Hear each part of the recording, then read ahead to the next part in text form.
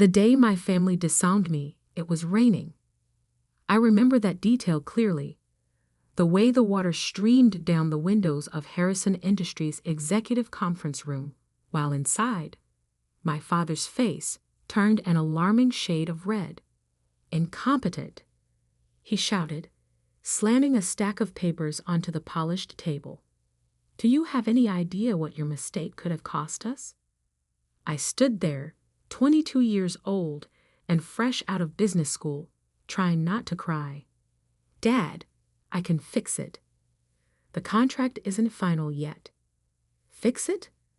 My older brother Michael's laugh was cruel. "You nearly sold our shipping division for half its value. There is no fixing that kind of stupidity." The mistake they were talking about was a draft contract I'd prepared for the sale of Harrison Maritime, one of our smaller divisions. I'd accidentally used outdated valuation figures, ones that didn't include our recent fleet expansion. The error was caught before any real damage was done, but to hear my family tell it, I'd nearly destroyed a century of Harrison family business. "I trusted you with this," my father continued, his voice dropping to something even worse than yelling: disappointment. "I gave you a chance to prove yourself, and this is how you repay that trust." I tried to explain that I'd been working 80-hour weeks, that I'd been trying to handle both the maritime deal and the new tech acquisition they dumped on my desk. But excuses didn't matter in the Harrison family. Results were all they cared about. "Jack," my mother's voice from the doorway made us all turn. She stood there in her perfect Channel suit, looking more like a CEO than the socialite she pretended to be. "The board is waiting." My father straightened his tie. "We'll finish this discussion later." But we didn't. That evening, I was called to my father's study, the room where 3 generations of Harrison men had made the decisions that built our family empire. The leather-bound books and old oil paintings seemed to watch disapprovingly as my father delivered his verdict. "You're done here," he said without preamble. "The board has lost confidence in your judgment. Your position at Harrison Industries is terminated, effective immediately." I felt like I'd been punched. "Dad, please. It was one mistake. A mistake we can't afford." He wouldn't even look at me. "You'll receive 6 months severance. After that, you're on your own." "You're firing me? I'm your daughter." "Which is exactly why this hurts so much." He finally met my eyes. "You're not just an employee, Emma. You're a Harrison. We trusted you to live up to that name, and you failed." My mother's voice came from behind me. I hadn't even heard her enter. "We've arranged a position for you at your uncle's firm in Seattle, far enough away that this incident won't reflect badly on the family." I turned to face her, shocked. "You want me to leave New York?" "Want has nothing to do with it." Her perfectly painted lips barely moved. "The decision has been made. Your flight leaves tomorrow morning." "And if I refuse?" My father's voice hardened. "Then you're on your own completely. No severance, no connections, no family support. Your choice." I looked between them, the parents who had pushed me toward business school, who had drilled the importance of the Harrison legacy into me since childhood. Now they were casting me aside over one mistake. "Some choice," I whispered. Only one person in the family stood up for me that night: my grandfather, Thomas Harrison Thiel, the man who had turned our regional shipping company into a global corporate empire. He stormed into my father's study just as I was leaving, his weathered face dark with anger. "Jack, you fool," he growled at my father.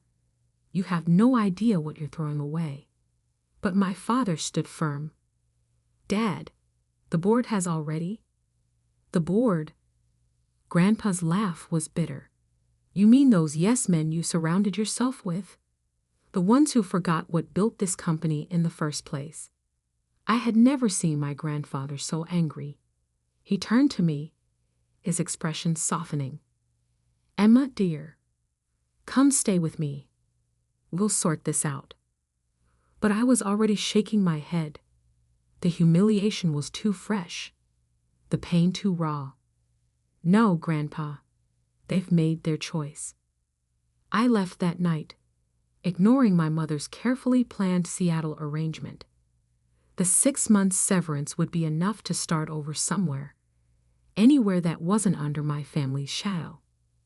What I didn't know then was that my grandfather had already set something in motion, something that wouldn't be revealed until 10 years later, when his will would turn the Harrison family upside down.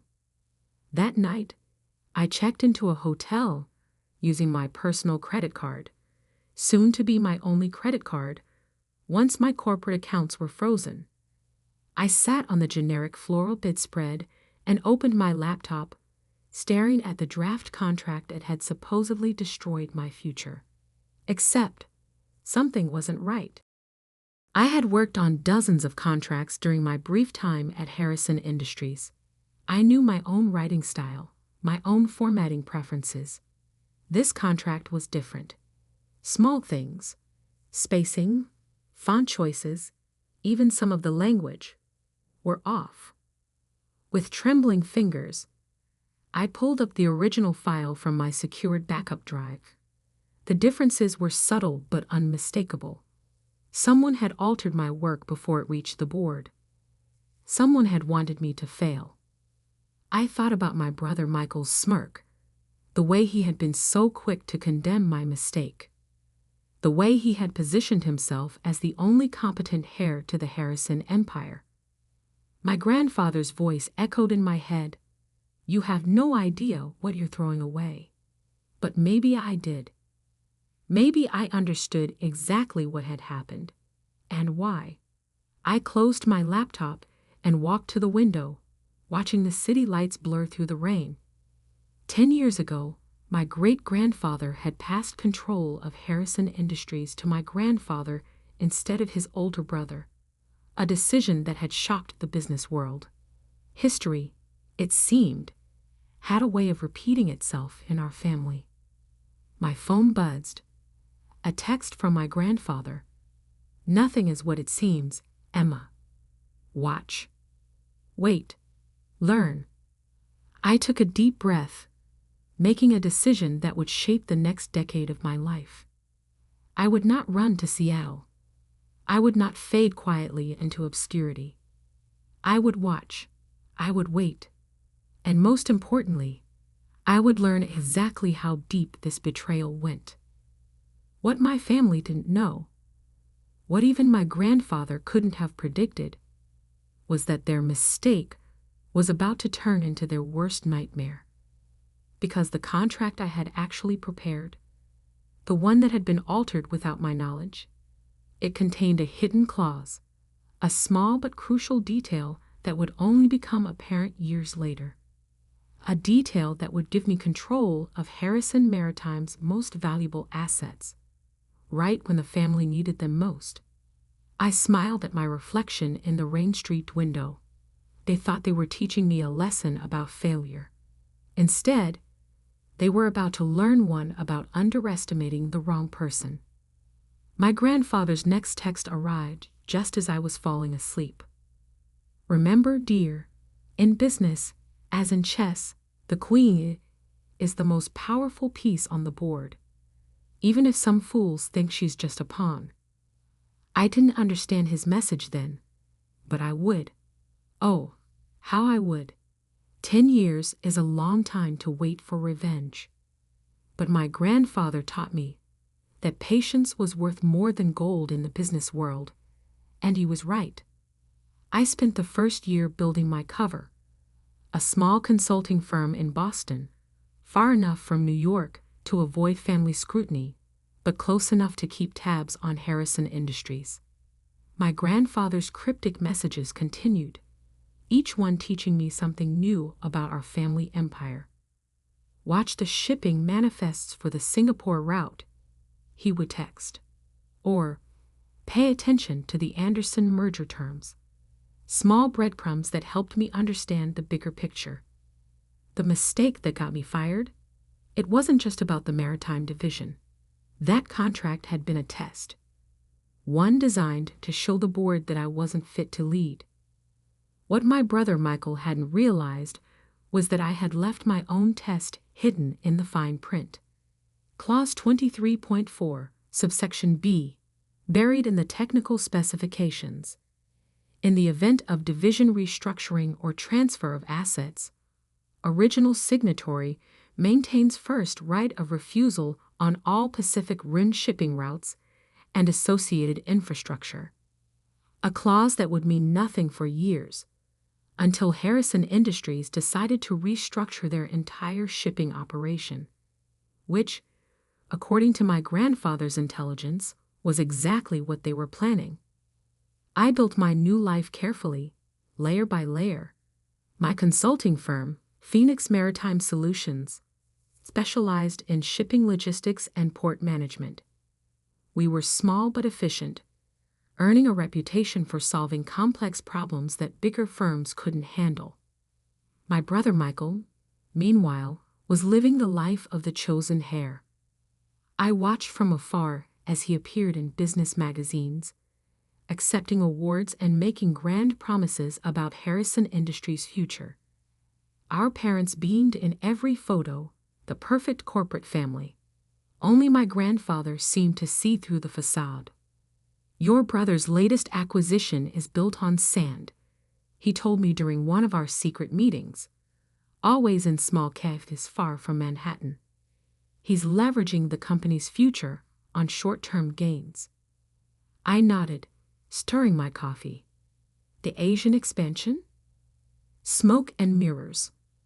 Grandpa's eyes twinkled. He's using the Maritime Division's assets as collateral, thinking they're worth more than they are. Because he never understood the real value was in the routes, not the ships, I finished. Exactly. He reached into his briefcase. Now, about those route licenses coming up for renewal. We spent the next hour reviewing documents that would have made my father's blood pressure spike. My grandfather wasn't just keeping me informed. He was teaching me how to take back what was rightfully mine. The years passed. I grew Phoenix Maritime Solutions into a respected name in the industry, though I stayed carefully out of the spotlight. My employees were handpicked, loyal, and well compensated for their discretion. None of them knew about my connection to Harrison Industries. I dated occasionally, but never seriously. The last man I trusted with my real identity had run straight to my brother with the information. After that, I kept my personal life as carefully controlled as my business one. My parents sent obligatory Christmas cards to my Boston address, cards I never responded to. Each year, they included a note about how well Michael was doing, how the company was thriving under his leadership. I filed each card away in a folder labeled Motivation. Then, 3 years ago, everything started changing. The cracks in Michael's perfect facade began to show. First came the whispers about missed payments to major suppliers. Then rumors of delayed shipments and angry clients. Harrison Industries' stock price, while still strong, showed troubling fluctuations. "Your brother mortgaged the company's future," my grandfather explained during what would turn out to be our last meeting. "Now those bills are coming due." He looked tired that day, more so than usual. I should have recognized it as a warning sign. "The board is starting to ask questions," he continued. "About the Maritime Division especially. The restructuring plan. Will trigger my clause," I finished, "if they try to sell off or reorganize the shipping routes. You'll have first right of refusal." He smiled proudly. The clause they never noticed, hidden in the contract they used to destroy you. 2 months later, my grandfather had a stroke. The doctors said it was quick, painless. The official announcement praised him as a titan of industry. the man who built Harrison Industries into a global power. I attended the funeral, of course, standing in the back of the church, watching my family play their roles of grieving heirs. Michael gave a touching eulogy about learning business at our grandfather's knee. I nearly laughed out loud at that. The only thing Michael had learned from Grandpa was how to take credit for other people's work. My parents saw me, but didn't approach. Maybe they were ashamed. More likely, they were worried I would cause a scene. I left before the reception, driving straight to my lawyer's office. "Your grandfather's will reading is scheduled for next week," she informed me.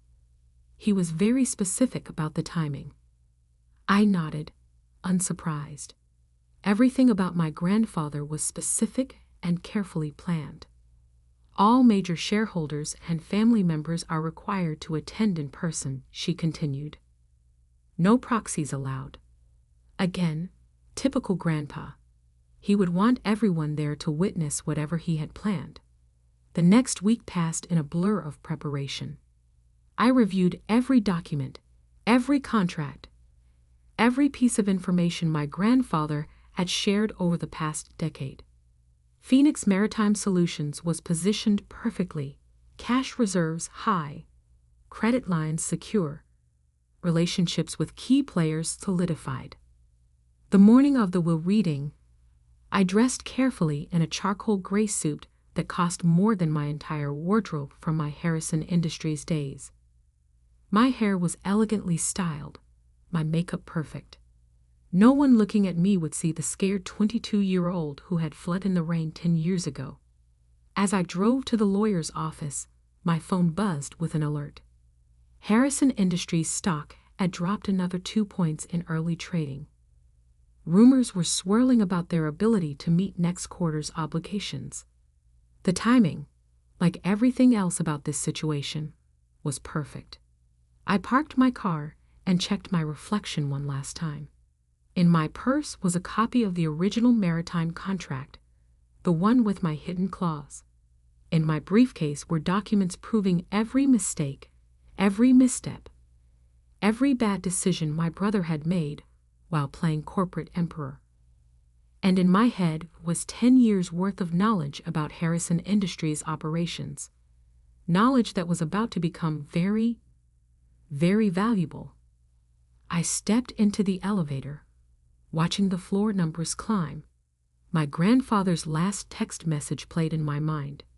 The game is won before the first piece moves. The doors opened onto a floor full of familiar faces frozen in shock. My father dropped his coffee cup. My mother's perfect mask cracked. And my brother Michael, the golden child, the chosen heir, turned white as a sheet. "Hello, family," I said calmly. "Shall we begin?" The conference room at Caldwell and Associates law firm crackled with tension. My family had arranged themselves exactly as I expected. Michael at the head of the table, our parents flanking him like royal advisors. The board members filled the remaining seats, all carefully avoiding my gaze. Mr. Caldwell, my grandfather's personal attorney for over 40 years, cleared his throat. "Before we begin, I should note that Thomas was very specific about the order in which his will should be read. He left detailed instructions." Yes, Michael interrupted. "Can we get on with it? Some of us have a company to run." I bit back a smile. In a few minutes, that statement would be hilariously ironic. Mr. Caldwell opened an envelope, his expression carefully neutral. "Very well. This is the last will and testament of Thomas Harrison AI. The first few items were standard: personal belongings to various family members, charitable donations, arrangements for his staff." My mother dabbed at her eyes with a monogrammed handkerchief when he left her his antique jewelry collection. My father nodded approvingly at the size of the charitable endowments. Then came the part everyone was waiting for. Regarding Harrison Industries, Mr. Caldwell paused, adjusting his glasses. The situation is complex. Michael leaned forward. Complex how? The succession plan was clear. As CEO, as interim CEO, Mr. Caldwell corrected. Your position, like many things, was temporary pending the reading of this will. The room went silent. I watched the color drain from my brother's face as Mr. Caldwell continued reading. To my grandson, Michael, I leave these words of wisdom. Power without understanding is like a ship without a rudder. You sought control, but never learned why our company worked. You chased growth without appreciating the foundation that supported it. And most tragically, you betrayed your own sister to advance yourself. Michael shot to his feet. This is ridiculous. I didn't. Sit down, Mr. Caldwell said firmly. There's more. He pulled out another document, one I recognized, my original maritime contract. 10 years ago, a contract was deliberately altered to discredit Emma Harrison and force her removal from the company. I have here the original document, along with proof of who made those alterations. My father's face had turned an interesting shade of purple. That's ancient history. The board's decision was based on falsified evidence, Mr. Caldwell finished. Evidence that Michael provided after tampering with his sister's work. The board members began murmuring among themselves. I noticed several of them eyeing the exits. Furthermore, Mr. Caldwell continued, the original contract contained a clause that becomes particularly relevant now. Emma, would you like to explain? All eyes turned to me. I stood slowly, smoothing my suit jacket. Clause 23.4, subsection B gives the original signatory, me, first right of refusal on all Pacific Rim shipping routes and associated infrastructure in the event of division restructuring. Which means nothing, Michael snapped. We're not restructuring the maritime division. Actually, I pulled out my phone, displaying the morning stock alerts. You are. The Singapore deal you announced last week? The one meant to save the company from the debt you've accumulated. It can't happen without restructuring the shipping operations. Which means you need my approval. I finished. And you won't get. The room erupted in chaos. Board members were already on their phones, likely calling their lawyers. My mother had actual tears running down her face, ruining her perfect makeup. My father looked like he might have a stroke. Mr. Caldwell raised his voice over the din. There's more. From his briefcase, he produced a thick folder. Thomas Harrison's majority shareholding in Harrison Industries is hereby transferred in its entirety to his granddaughter, Emma Harrison. The silence that followed was deafening. Additionally, he continued, all voting rights associated with the family trust shares are to be exercised by Emma Harrison, effective immediately. Michael collapsed back into his chair. This can't be legal. Dad, do something. But our father was staring at another document Mr. Caldwell had placed on the table, a detailed report of Harrison Industries' finances under Michael's leadership. Your grandfather spent the last 10 years documenting every mistake, every poor decision, every instance of mismanagement. Mr. Caldwell explained. He worked closely with Emma to understand the true state of the company while you were all believing your own press releases. I stepped forward, placing my own folder on the table. Phoenix Maritime Solutions, my company, has spent years building relationships with the clients you've been neglecting. We've secured contracts you didn't even know were available. And now you own us, my father whispered. No, I corrected. I own what's mine. What should have been mine 10 years ago, before you chose to believe lies over truth? Mr. Caldwell cleared his throat. There's one final item. A letter Thomas wanted read aloud. He opened a sealed envelope and began reading. To my family. Power doesn't come from titles or boardroom theatrics. It comes from understanding. Understanding your business, your people, and most importantly, yourself. 10 years ago, you cast aside the one person who truly understood what made Harrison Industries work. You chose flash over substance, greed over growth, betrayal over loyalty. Emma didn't just survive your betrayal, she thrived despite it. While you were all watching Michael play CEO, she was learning every aspect of this industry. She built her own success while watching you destroy your inheritance. Consider this my final lesson in business. True leadership isn't about who can grab power fastest. It's about who can wield it wisely. Emma, the company is yours. Make it what it should have been all along. To the rest of you, learn from this if you can. With love and disappointment in equal measure, Thomas Harrison A.E. Michael was the first to break the silence. You planned this. All of it. You and Grandpa. No, I cut him off. You planned this the day you decided to forge documents to destroy my career. Grandpa and I just made sure you'd face the consequences. I turned to the board members. A car is waiting outside to take you to Phoenix Maritime's offices. My team will brief you on the restructuring plan we've developed. Those who wish to remain with the company will have the opportunity to prove their value. Those who don't, I smiled. Well, I hear my brother will be looking for work soon. You can't just walk in here and take over, my father protested weakly. Actually, that's exactly what I'm doing. I gathered my documents. The shareholders' meeting is in 1 hour. I suggest you all decide whose side you're on before then. I headed for the door, then paused. Oh, and Michael?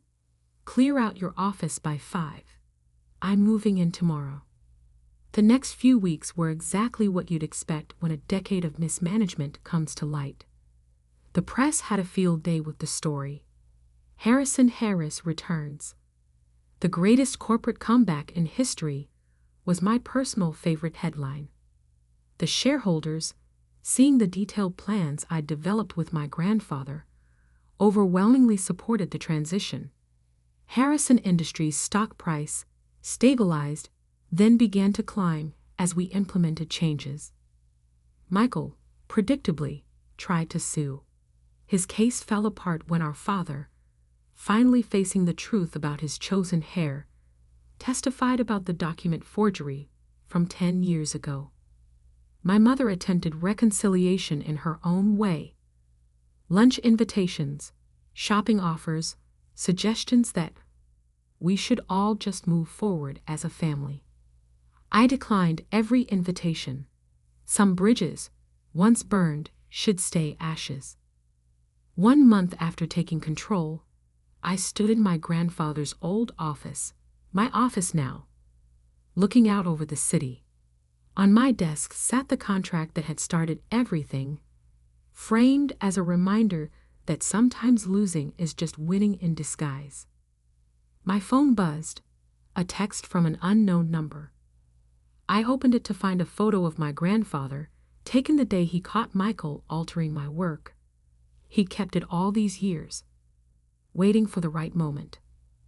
Below the photo was a message, scheduled to be sent after his death. The Queen has taken her throne. Checkmate, my dear. Checkmate. I smiled, touching the frame of that old contract. The family that cast me out had thought they were ending my story. Instead, they had only written its beginning. And now, finally, they understood exactly what they had thrown away. I never expected an ordinary Tuesday evening to shatter everything I thought I knew about my family. I was at home, preparing dinner while my 5-year-old daughter, Sophie colored at the kitchen table when my phone rang. My mother's voice trembled on the other end. "Olivia, your father. He's had a heart attack. We're at Memorial Hospital." The world seemed to tilt beneath my feet.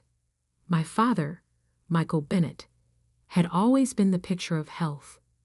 Running marathons at 60, eating organic before it was trendy, and lecturing us endlessly about the importance of exercise. A heart attack seemed impossible.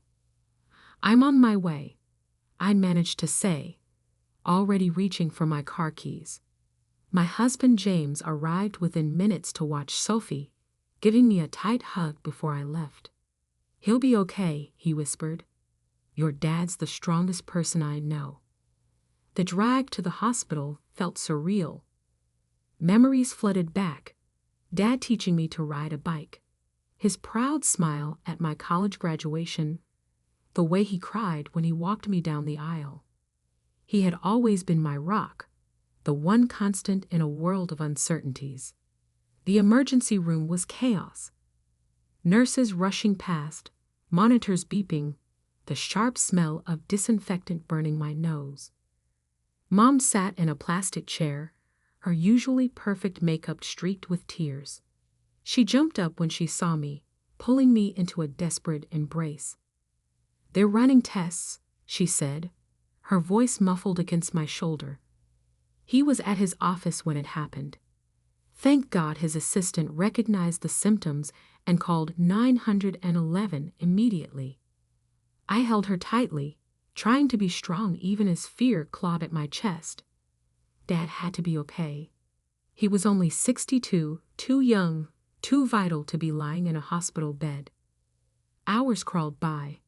My younger brother Marcus arrived, his law firm suit wrinkled, his face drawn with worry. We sat together in tense silence, jumping every time a doctor walked past. Finally, around midnight, a tired-looking physician approached us. "Mr. Bennett is stable," he said, and I felt my mother sag with relief beside me. "He's asking to see his daughter. Just one visitor for now." Mom squeezed my hand. "Go. Tell him I love him." I followed the doctor through sterile corridors, my heels clicking against the linoleum floor. Dad lay in a private room, looking smaller somehow against the white hospital sheets. Tubes and wires connected him to various machines that beeped steadily in the dim light. "Hey, Daddy," I whispered, taking his hand. His skin felt cold. His eyes fluttered open, focusing on my face with an intensity that made me uncomfortable. "Olivia," he said, his voice hoarse, "I need to tell you something. Something I've carried for 30 years. Dad, you should rest. We can talk later." His grip on my hand tightened. "No, it has to be now. If anything happens to me, you need to know the truth." "What truth?" He closed his eyes for a moment, as if gathering strength. When he opened them again, they were filled with tears. "I'm not your biological father. Your mother doesn't know. No one knows except me and your real father." The world stopped. Blood rushed in my ears as I stared at him, certain I had misheard. "What are you talking about?" Dad reached beneath his pillow with trembling hands, pulling out an envelope that looked old and worn. "I've carried this letter for 30 years. Read it. You'll understand everything." I took the envelope, my fingers numb. The paper was yellowed with age, the handwriting unfamiliar yet somehow familiar at the same time. As I began to read, my father's monitors beeped steadily in the background, marking the moments as my entire world began to unravel. "Dear Michael," the letter began, "by the time you read this, I'll be gone. Catherine doesn't know, and she can never know, but Olivia is my daughter. That night, the one you were away at your father's funeral, I've carried the guilt for years. Catherine was vulnerable, grieving over her sister's death, and I was there to comfort her. We both regretted it immediately. When she told me she was pregnant, I knew I had to leave. You're a better man than I ever could be. Love her, protect her, and please, forgive me. Daniel. I looked up from the letter, my vision blurring with tears. Daniel? Mom's brother-in-law? The one who disappeared after Aunt Sarah died. Dad nodded slowly. Your mother was devastated when Sarah died. I was away, dealing with my father's funeral arrangements. Daniel was there for her. And they made a mistake. One night, that's all it took. My mind raced, trying to process this impossible revelation. Daniel had been married to my mother's sister, Sarah. After Sarah died in a car accident, he had vanished, leaving behind a successful law practice and countless unanswered questions. Mom had always spoken of him with a mixture of anger and sadness, calling him a coward for running away when the family needed him most. But how did you know? I stammered. Did he tell you? Dad's fingers played with the edge of his blanket. No. The letter arrived 9 months after that night, just a week after you were born. I found it in our mailbox. No return address. I recognized his handwriting immediately. And you never said anything for 30 years? What good would it have done? Dad's voice was tired, but firm. Your mother was happy. You were perfect. This beautiful baby girl who looked at me with such trust. I made my choice that day. I burned the envelope, but I kept the letter. Just in case. In case of what? In case something happened to me. You deserve to know the truth about where you come from. But Olivia, his grip on my hand tightened again. This doesn't change anything. You're my daughter in every way that matters. I sat there, letting the tears fall freely now. Every memory of my childhood seemed to shift and reshape itself. Dad teaching me to ride a bike, his patience as I struggled with math homework, the way he beamed with pride at every school play and piano recital. Had he looked at me differently, knowing I wasn't his? Had he searched my face for traces of another man? Does Marcus know? I asked suddenly, thinking of my younger brother. Dad shook his head. No one knows except me, and now you. A nurse appeared in the doorway. I'm sorry, but Mr. Bennett needs to rest now. I stood up, my legs shaking. The letter felt like it was burning a hole in my pocket. I'll be back tomorrow, I promised, leaning down to kiss his forehead. Olivia, he called as I reached the door. Whatever you decide to do with this information, know that I love you. I've loved you since the moment I first held you, and nothing will ever change that. I nodded, unable to speak, and fled into the hallway. Mom and Marcus looked up expectantly as I approached the waiting room. How is he? Mom asked, reaching for my hand. I looked at her face, the face of a woman who had no idea that her 3-decade-old secret was about to surface. She had no idea that her moment of weakness with her dead sister's husband had created me, or that her husband had carried this burden alone all these years. He's resting, I said quietly. The doctors say he'll be okay. But nothing would ever be okay again. As I drove home that night, the letter safely hidden in my purse, I knew that this was just the beginning. The truth had been set free, and its ripples would touch every corner of our lives. When I finally crawled into bed beside my sleeping husband, I couldn't stop thinking about choices. The choice Daniel made to run away, the choice my father made to love another man's child, and now the choice facing me. What to do with a truth that could destroy my family? Sleep eluded me as questions tumbled through my mind. Was Daniel still alive? Did he ever think about the daughter he abandoned? And most importantly, should I tell my mother the truth about what happened that night 30 years ago? Or should I protect her the way my father had chosen to do? The morning would bring more questions, more decisions. But for now, I lay in the dark, my world forever changed by a heart attack and a 30-year-old letter that had finally found its way into the light. The next morning, I sat at my kitchen table staring at old family photos spread across the surface.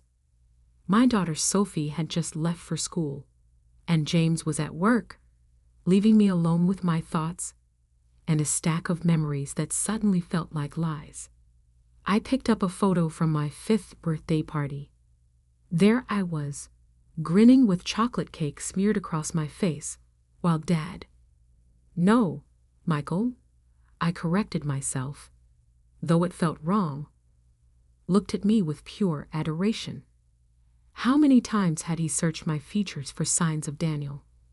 How many times had he wondered if today would be the day someone noticed I didn't quite look like him? My hands shook as I pulled out the letter again, studying the handwriting more carefully. Daniel Parker, my biological father. I remembered him vaguely from childhood, always at the edges of family gatherings before Aunt Sarah's death. Tall, with dark hair like mine. Quiet, but with a sharp wit that made everyone laugh. He disappeared shortly after Sarah died, and no one had heard from him since. My phone buzzed. Mom calling for the 3rd time this morning. I let it go to voicemail. How could I talk to her knowing what I knew? How could I look into her eyes and not blurt out the truth? Instead, I opened my laptop and typed Daniel Parker lawyer into the search bar. Hundreds of results popped up, but most were too recent or from other states. Then, buried on page 4, I found an old newspaper article from 1993. Local attorney Daniel Parker leaves prestigious firm. The article mentioned his departure from Stewart and Associates, one of the city's top law firms, citing personal reasons following his wife's tragic death. There was a photo my breath caught. I had my mother's smile. But those eyes? Those were undeniably his. My phone buzzed again. This time, it was Marcus. Liv, where are you? Mom's freaking out. Dad's being moved out of ICU today. I closed my eyes, guilt washing over me. In my obsession with the past, I'd almost forgotten about Dad's condition. I'm on my way, I promised. The hospital was quieter today, sunlight streaming through large windows. Mom sat beside Dad's bed, holding his hand while he slept. She looked up when I entered, her face drawn with exhaustion. There you are. I've been so worried. Why haven't you been answering your phone? Sorry. I mumbled, avoiding her eyes. Had to get Sophie to school, then got caught up with some work stuff. Dad's eyes fluttered open. When he saw me, something passed across his face. Fear? Regret? Before I could decipher it, Marcus burst in with coffee and bagels. Breakfast for everyone, he announced cheerfully. The doctor says Dad can start eating normal food today. I watched my mother fuss over the food, watched Marcus joke with Dad about hospital gowns, and felt like I was watching actors in a play. Did Marcus suspect anything? Would he hate me if he knew I wasn't really his full sister? After breakfast, Mom went to fill out some paperwork, and Marcus stepped out to take a work call. Finally, alone with Dad, I pulled out the letter. I need answers, I said quietly. Real ones. Dad sighed, looking older than I'd ever seen him. Ask me anything. Did you ever try to find him after he sent this? Once, Dad admitted. About a year after you were born, I hired a private investigator. My heart skipped. And he'd moved to Europe, France specifically. The PI found that he'd started a new law practice in Paris. France, an entire ocean away. Had he run that far to escape his guilt? Or was there more to the story? Did you ever? I swallowed hard. Did you ever resent me? Knowing I wasn't yours? Dad's eyes filled with tears. Never. Not for a single moment. The day you were born, the nurse placed you in my arms, and you grabbed my finger with your tiny hand. In that moment, biology didn't matter. You were mine. I wiped my eyes. Why tell me now, after all these years? Because secrets have a way of coming out eventually, he said softly. And because you deserve to know your own story. But Olivia? He reached for my hand. Whatever you decide to do with this information, please be careful with your mother's heart. I nodded, but my mind was already racing ahead. Daniel Parker was in France. It wasn't much, but it was a start. That evening, after putting Sophie to bed, I finally told James everything. He listened without interrupting, holding me as I cried. "What are you going to do?" he asked when I finished. "I don't know," I admitted.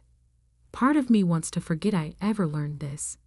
Go back to normal life. But I can't. I need to know why. Why he left. Why he never tried to contact me. Why?" My voice broke. Why wasn't I enough for him to stay? James held me tighter. "Whatever you decide, I'm here. We'll figure this out together." Later that night, I couldn't sleep. I got up and went to my home office, opening my laptop. My cursor hovered over the search bar for a long moment before I typed, "Flights to Paris."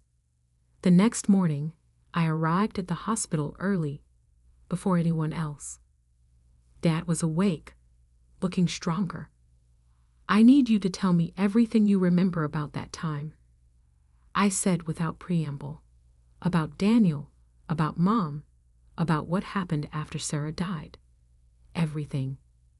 Dad was quiet for a long moment, then began to speak. It was a difficult time.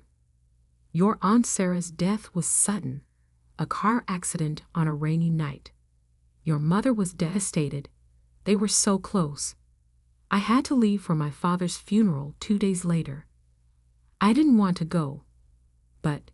He trailed off, lost in memories. Daniel was different after Sarah died. Withdrawn, angry. He and Sarah had been trying for a baby when she died. I think that made it harder. "Did you ever suspect? About him and Mom?" Dad shook his head. "Never. Not until the letter came. Your mother was so happy when she found out she was pregnant. She thought it was a miracle, given how long we'd been trying." My throat tightened. "You never tried for another baby after me?" "We did, actually. But it never happened. Now I wonder if..." He stopped, pain crossing his face. "If you couldn't have children at all," I finished softly. "If that's why Mom never got pregnant until..." Dad nodded. "It doesn't matter now. You were all I ever wanted." I pulled out my phone, showing him the flight itinerary I'd been looking at. His eyes widened. "You're going to look for him." "I have to," I said, "even if it's just to understand why." He was quiet for a long moment.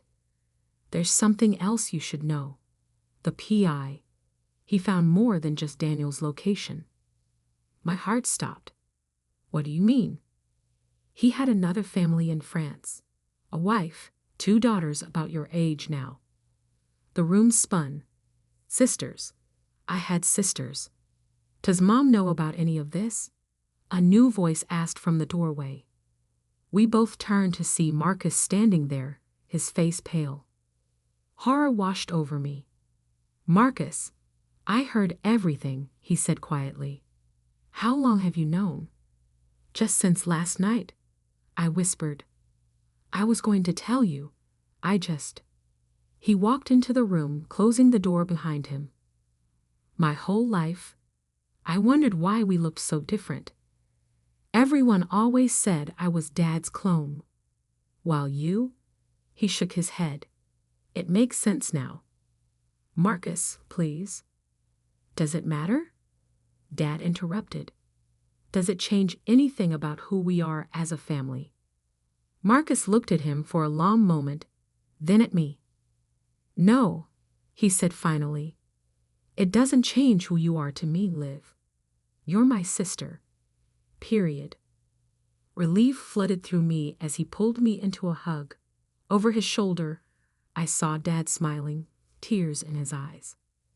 So, Marcus said as we pulled apart, when are we going to Paris? I blinked. We? You didn't think I'd let you do this alone, did you? Besides, he grinned, I've always wanted to see the Eiffel Tower.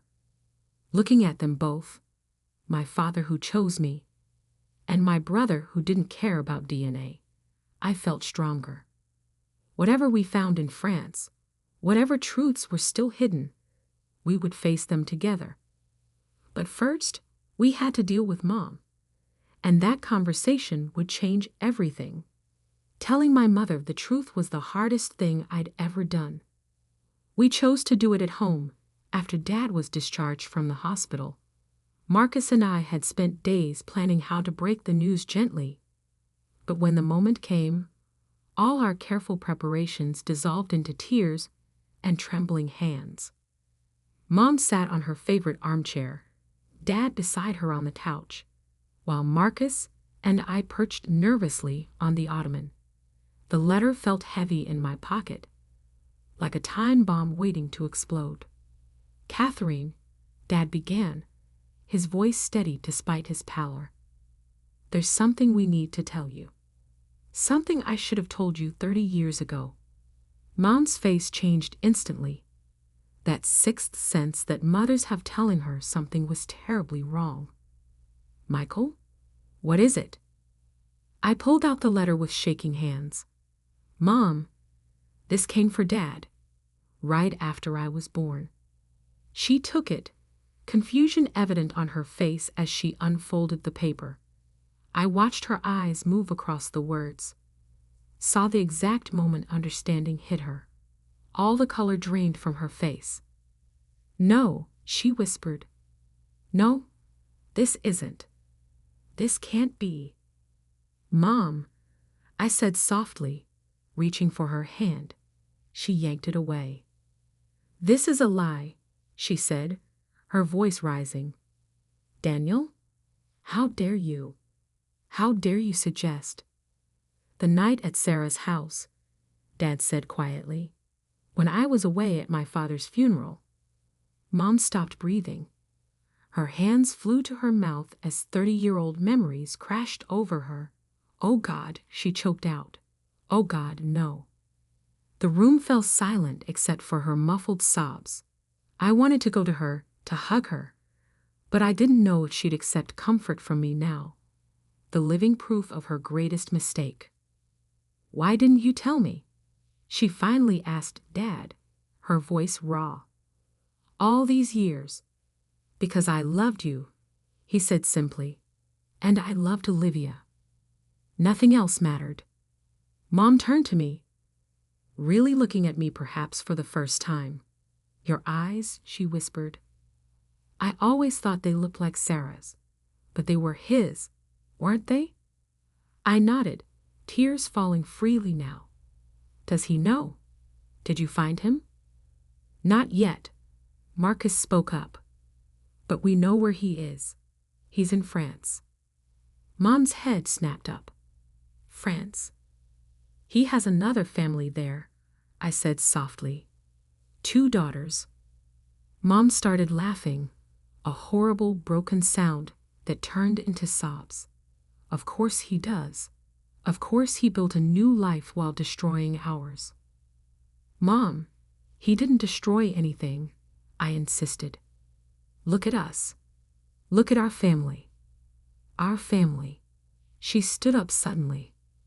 Our family is built on lies.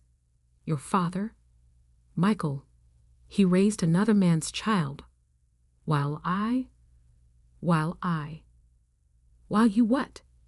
Dad asked. While you loved her? While we raised her together? While we created a happy life? I need air. Mom gasped, heading for the door. I can't. I need to think. We watched her go helpless. Dad started to rise, but Marcus stopped him. Give her time, he said. It's a lot to process. Mom didn't come home that night. She went to her sister Marie's house, leaving us all in a state of suspended animation. The next morning, I got a text from Aunt Marie. She's okay. She just needs time. A week passed. Mom came home, but things were different. She moved through the house like a ghost, barely speaking, barely eating. She couldn't look at me without crying. Finally, I couldn't take it anymore. I cornered her in the kitchen one morning. Mom, please talk to me. She turned away, but I grabbed her arm. Mom, I'm still me. I'm still your daughter. Are you? She whispered. How can you be, when everything I thought I knew about you was a lie? The only lie was biology, I said firmly. Everything else, every moment, every memory, every feeling, that was all real. She finally looked at me, really looked at me. I loved him once, she admitted quietly. Daniel, before he married Sarah. But he chose her, and I chose Michael, and we were happy. Then Sarah died, and everything fell apart. She sank into a chair, and I sat beside her. That night, I was so lost in grief, in pain. Daniel was there, and he understood because he was grieving too. It was just one moment of weakness. Do you regret it? I asked, not sure I wanted to know the answer. She reached out, touching my face. How could I regret anything that gave me you? We held each other and cried, 30 years of secrets washing away with our tears. 2 months later, I stood in front of an elegant townhouse in Paris' 16th arrondissement. Marcus stood beside me, holding my hand. We'd hired a private investigator who confirmed that Daniel Parker still lived here with his French wife, Isabelle. Ready? Marcus asked. I nodded, my heart pounding as I pressed the doorbell. A woman answered, elegant, late 50s, with a questioning look. Owe? Is Daniel Parker home? I asked in English. Her eyes narrowed slightly. Who is asking? My name is Olivia Bennett. I'm his daughter. The woman's face went completely white. Without a word, she turned and walked inside, leaving the door open. We heard rapid French being spoken, then footsteps. And suddenly, there he was, Daniel Parker, my biological father. He looked older than in the photos, his dark hair now gray. But those eyes, my eyes, were exactly the same. He stared at me like he was seeing a ghost. Olivia, he breathed. How? They had a heart attack, I said, my voice steady. He told me the truth. Showed me your letter. Daniel gripped the doorframe for support. I never thought. I hoped someday. Hoped what? I asked sharply. That I'd come looking for you.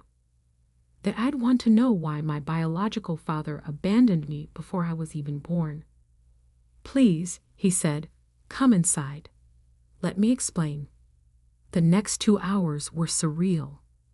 We sat in his elegant living room while he told his story. How he loved my mother first, but thought she didn't love him back. How he married Sarah, trying to forget Catherine. How Sarah's death, and that one night with my mother destroyed him with guilt. I couldn't stay, he said. Couldn't face Michael, knowing what I'd done. Couldn't look at Catherine without remembering. So I ran, came to France to start over, and never looked back. Marcus asked coldly. Daniel flinched. I looked back every day. I kept track of Olivia from afar. School achievements, graduations. I have a whole file. He disappeared into his study and returned with a thick folder.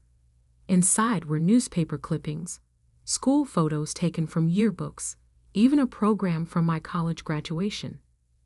You were there? I asked, stunned. He nodded. In the back. I left before anyone could see me. Why didn't you ever reach out? Because Michael was a better father than I could ever be, he said simply. He loved you completely, without reservation. I was a coward who ran away. You deserved better than me. And your daughters here? Marcus asked. Did they deserve better too? Daniel's face crumpled. Sophie and Marie don't know about you. Isabel knows. She's the only one I've ever told. I've spent 30 years trying to make up for my past mistakes by being the best father I could be to them. As if on cue, the front door opened and 2 women about my age walked in, stopping short when they saw us. Papa, one of them asked. Qui sont-ils? Daniel looked at me, a question in his eyes. I nodded slightly. What followed was another hour of explanations, tears, and revelations. My half-sisters were shocked but not hostile. They asked questions, shared photos, tried to bridge 30 years of separation in a single afternoon. Before we left, Daniel pulled me aside. I know I have no right to ask anything of you, he said, but I'd like to be part of your life now, if you'll let me. I looked at him, this man who helped create me, then vanished, who loved me from afar, but never had the courage to face me, who built a new family while abandoning his old one. I have a father, I said quietly, a real one, who chose me every day for 30 years. But I took a deep breath. Maybe we can start with coffee. Sometimes, get to know each other. His eyes filled with tears as he nodded. The flight home was quiet, both Marcus and I lost in our thoughts. When we landed, Mom and Dad were waiting at the airport. One look at our faces told them everything. Did you find what you were looking for? Dad asked as he hugged me. I held him tight, breathing in the familiar scent that meant safety and love and home. Yes, I said. I found out where I came from, but more importantly, I found out where I belong. Mom stepped forward hesitantly. Over the past 2 months, we'd begun to heal, to rebuild our relationship on a foundation of truth rather than secrets. And where is that? She asked softly. I looked at them, my mother, who gave me life, my father, who chose to love me, my brother, who stood by me through everything. Right here, I said, with my real family. 6 months later, we all gathered for Christmas. Mom, Dad, now fully recovered. Marcus and his girlfriend, James and Sophie. And yes, even Daniel, who flew in from Paris with Sophie and Marie. It was awkward at first, decades of secrets and pain sitting heavily between us. But then Sophie, my beautiful, innocent daughter, climbed into Daniel's lap and asked him to read her a story. And somehow, watching my biological father bond with my child while my real father looked on with a smile, I realized that family isn't about blood or biology, or even choice sometimes. It's about love. It's about forgiveness. It's about the courage to face the truth and the strength to rebuild from its ashes. Dad's heart attack had shattered our family's foundations, bringing 30 years of secrets into the light. But from those broken pieces, We built something new, something stronger, more honest, more real. And in the end, isn't that what family is really about?